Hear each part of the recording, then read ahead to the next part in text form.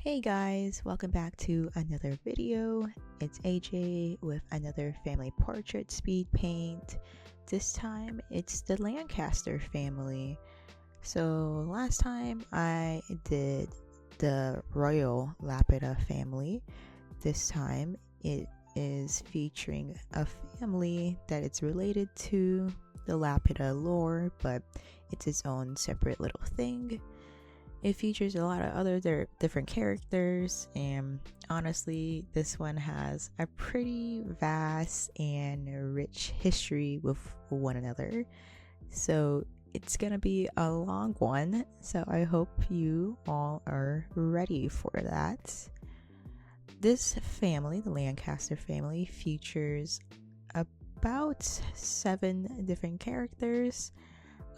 Give or take, depending on who you would consider is officially in this family.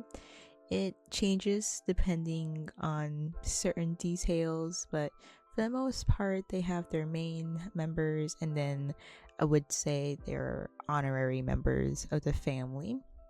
Like I said, those are up to subject to change. But anyways, this is the main family is what I would call it, and the quote-unquote official family. I am Wikipedia now, so I get to say that. So we'll start off with just the process that this portrait came to be, and then you can hear me ramble for about 20 minutes on this entire family because they make me unwell. So let's start with that. With this family portrait, very basic idea, very similar to how I wanted this family portrait to kind of resemble, have a likeness to the royal family portrait. Family portraits are pretty basic and simple, just a bunch of people standing or sitting around. So that's definitely what these guys are doing. Definitely I wanted more of a friendly kind of feel rather than like strict or more picture perfect. Even though this everybody who knows these characters knows this is like a picture perfect picture of them all. There's no way any of them would be doing this otherwise. But anyways, so I feel like it gives a more friendly air than the royal family photo does. Obviously, this family is not as strict or doesn't have as many ideals to uphold for the public, so they're allowed to be a bit more flexible, a bit more vulnerable in how they look in this photo. And also, it's a not that much bigger family. It's about the same size, but I would say it's rowdier. It's a lot more chaotic than the royal family is. So it's a bit funnier, and there was a lot more thought that went into the placement of everybody in this photo. The photo is meant to be combining 2 families of the sort, or at least 2 sides of the family. There is one side meant for the children, specifically of one father, and the other side is for the other father and his children. So the divide is pretty distinct if you know who the characters are, and it just kind of shows to who is more fond and who is closer of other characters in the family. And the only people who kind of break that rule are the people on the left side of the family portrait, and that is just mainly because of other funny character reasons that we will get into in a little bit. So I also wanted the environment to be a little different. You will see at the end of the speed paint that unlike the royal family portrait, these guys are all outside, and I thought that just matched the vibe of this family a lot more, especially with who is the head like patriarch of this family. It's definitely a vibe that fits this family atmosphere a lot more than like a tidied up and stricter building backdrop, if that makes sense. I I definitely also wanted to include more personal elements in this portrait as best as I could. So a lot of the outfits also have a specific reason to look the way they do. This family, the Lancaster family, is actually a knighthood sort of family. Not everyone is a knight in this family, but a majority, I would say, are or affiliated with the knighthood at least. So many of them will be wearing custom armor, and you will see that in a little bit. But those that are not in the knighthood are wearing other more, traditionally clean cut and nice looking outfits. But even then, those have a certain theme that I was going with.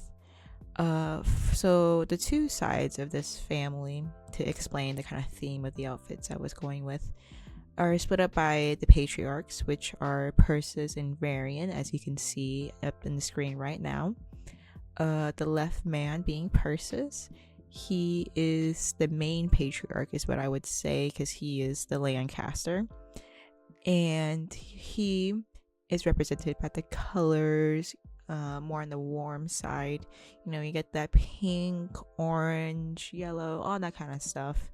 So I wanted to try to incorporate that into some outfits if it related to him. Like if a character was almost closer to him, they would have that warmer color.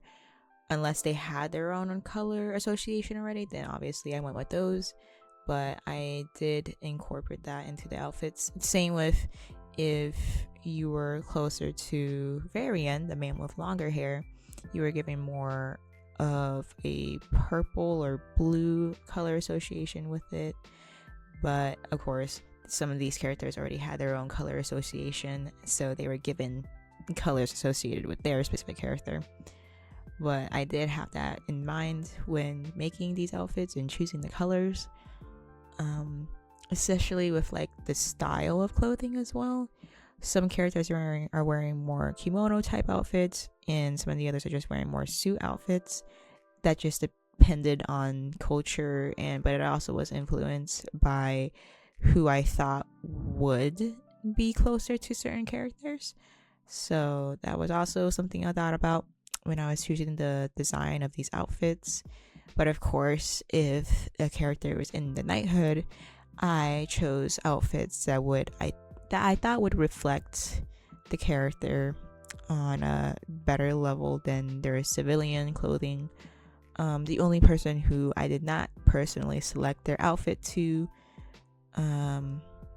was, I believe, no, actually, I take it all back, viewers. I am a liar. I did choose most of the outfits for all these characters, actually, because I'm realizing now the character that I'm working on, Madeline, I actually did design this uniform for her a little while back.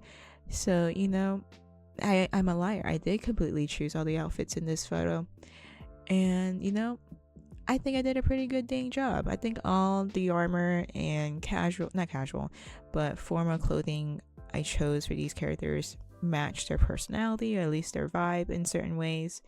And I think it reflects a pretty good period of this family, like where they were in their lives and who they were. I liked choosing what kind of plates and like what kind of clothes and colors they would wear.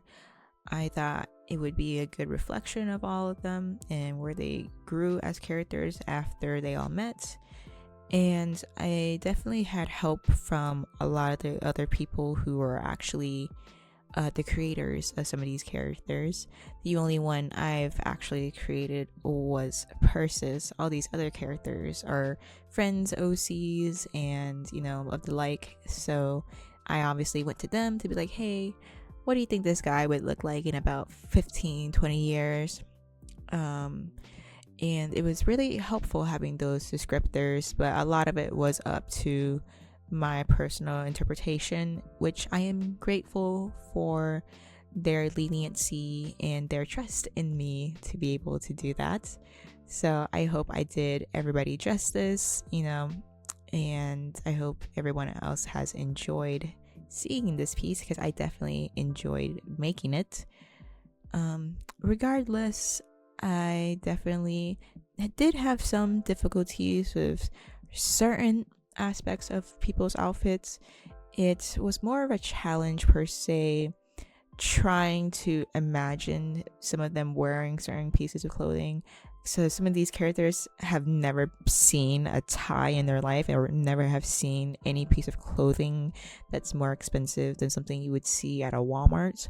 So it was funny sometimes to see a character all dressed up, and I'm like, wow, you would never ever wear this otherwise. My personal headcanon is that Persis definitely made everybody dress up. He didn't care. He was like, we are gonna have one nice family portrait, and you are gonna like it, and you are gonna wear something that I see fit, or at least fits something in your criteria, but then also fits in an actual nice family photo. It's one of those things where like your mom wakes you up at 6 a.m. in the morning. It's like, get up, get ready, we're gonna be spending all day outside, and so you better look nice, one of those things. So yeah, the process itself was pretty interesting, but not too difficult. I would say the most difficult thing was actually posing all our characters together. Looking back at it, I really wish I changed a few aspects of the posing, but honestly, I still really like how this piece came out, so I'm not too bothered by the outcome. Definitely think that I chose otherwise good posing for everybody, and otherwise good expressions, and everybody's personality I feel is reflected in both the pose and expressions I chose for them. But now that that process of choosing is out of the way, I believe it's time for me to fill the rest of the air with me rambling about this family. I have like 10 minutes to do that, so I definitely will. And I'm sure everybody who's involved in this family will also enjoy me rambling about them. So as I said before, the patriarch of this family, there are two of them, two dads, because that's awesome, are Persis and Varian, the dark-skinned man in armor, and then the man in the blue kimono. How they met was quite fun. Their relationship blossomed a lot more after they met, but they're definitely a couple that's probably been through a lot of ups and downs. I'm not gonna lie, not from Varian's side of this relationship, it's definitely from Persis' side of the relationship. And I know everybody's gonna be like, oh, Persis is such a good dad, he would be such a good husband. No, he's kind of a piece of shit when it comes to being a good partner. He does his best, but sometimes he's definitely more of a, I have to provide and work for this family, and that means I sometimes neglect the more personal and emotional time with them. Even though he loves spending time with his family, he is a person who puts his work first, and that's definitely something that would strain his relationship with almost everybody in his family, even though he does his best to make sure that he's always there for everybody. It's a difficult thing to balance, especially with his position in the knighthood. He's pretty high up. He's not just another normal knight. He has a lot of responsibilities, a lot of duties, but it's something that he and Varian work through for all of their marriage, obviously, all of their kids' lives. And even with his children, which are all present on his side of this family portrait, Madeline with the green hair, and his honorary son / brother Innsjo with the black and white hair. It's definitely a lot of ups and downs along the way. Mostly ups, but obviously nobody's perfect. There are going to be issues all the time. Not because of Persis, I would say, in his relationship with his children, more so his children's relationship with each other. Now, this is where the interesting part of the family dynamic begins, because honestly, most of them don't like each other. Most of them would wish the other one would just suddenly drop dead, and that would leave their father to themselves. They are all somehow stricken with only child syndrome, and they wish for nothing but the worst for their siblings. Because if dad loves somebody else, that means dad can't love me. And that's just how the logic goes with this family. So Madeline and Enzo don't get along. And that's just in Persis' side of the family.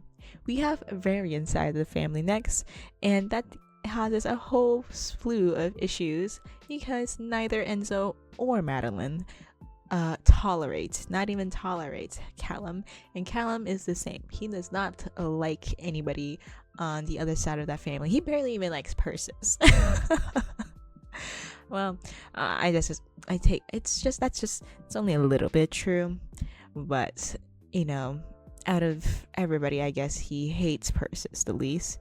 He can like Persis. I feel like their relationship got better as time went on, but it's definitely still a lot less important to Callum than his relationship with Varian. Well, at least the other two children on Varian's side like Persis. Both Daxton and Cody are pretty fond of both their fathers. I would even say both of them are pretty protective of both, and they're honestly very close to one another, being brothers from a different time period. So carrying that over to their new family dynamic wasn't too difficult. It's more so now they have to figure out how to get along with their other three chaotic siblings, since the other siblings don't like anybody else besides their own fathers. That definitely caused an issue, and family dinners have probably never been without at least one fight or one argument or one person needed to be healed by Varian at the end of the night. But that is why they're just so funny. That's why they're such a great family. What's a family without at least a fight every other day? But we have one last person included in this Lancaster family, and that would be Albanes. Now, Albanes is the woman up front next to Madeline, the one with the brown ponytail and yellow. She's the one that is married into the family, and I didn't include anybody else's partners in this family photo.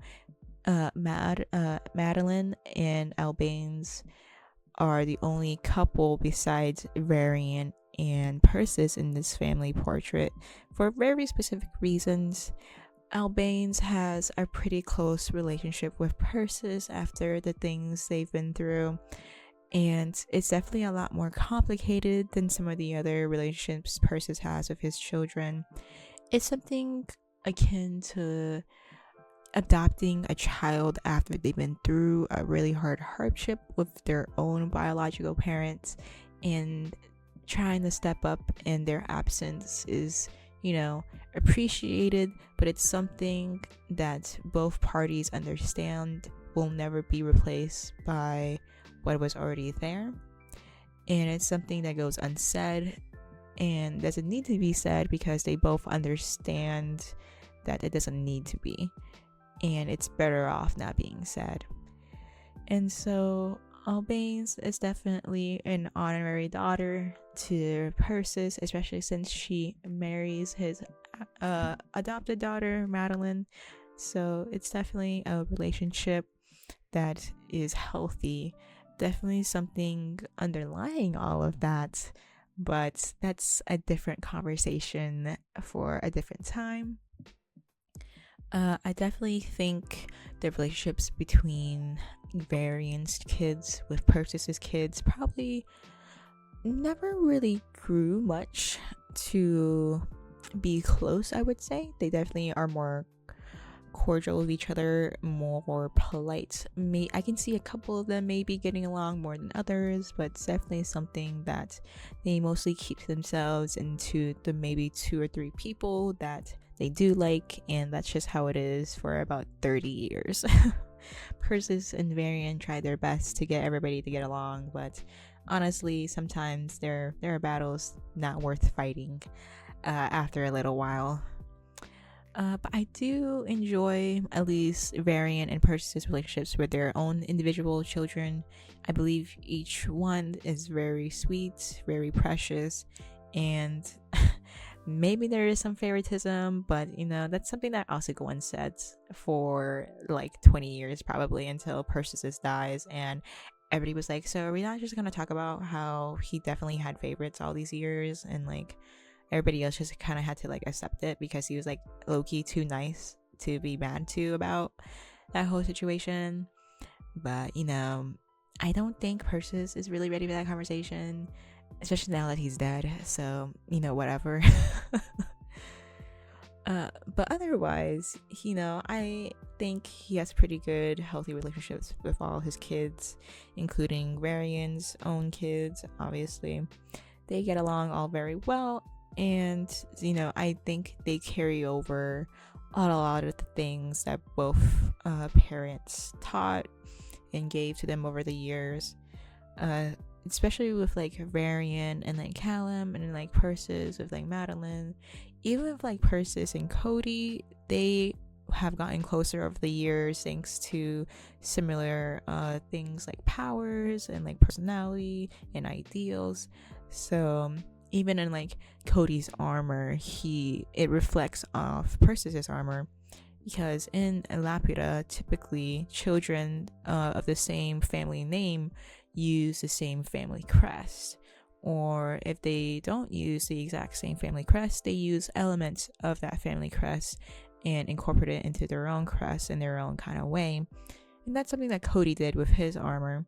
And me and Cap, you know who you are, Cap, decided that it would be really wholesome and cute that if Cody had the horses in Persis's armor, but then also customize it with other little things like apples to symbolize his own personhood. And I think it's a really great detail because that's something that Persis did with his own armor. The horse is the Lancaster family crest, just the horse, but he added roses to his. So I think it's very symbolic and personal for Cody to do something similar to Persis, and it just kind of shows the depth of their relationship with each other, and I think it's really cute. Both Elbanes and Maddie have their own crest, their own symbol. They're very independent of Persis in that matter, where they have their own very strong ideals and personhoods, and I think that's really shows the difference in like their relationship with Persis compared to him and his other children, which it's not a bad thing. I think it's actually very interesting, and the analysis to that is like 20 meters deep under the water, and I could talk forever about it if we had the time. But yeah, so that's pretty much the whole family. Their whole dynamic was really fun and interesting, so hope you liked the video. Bye.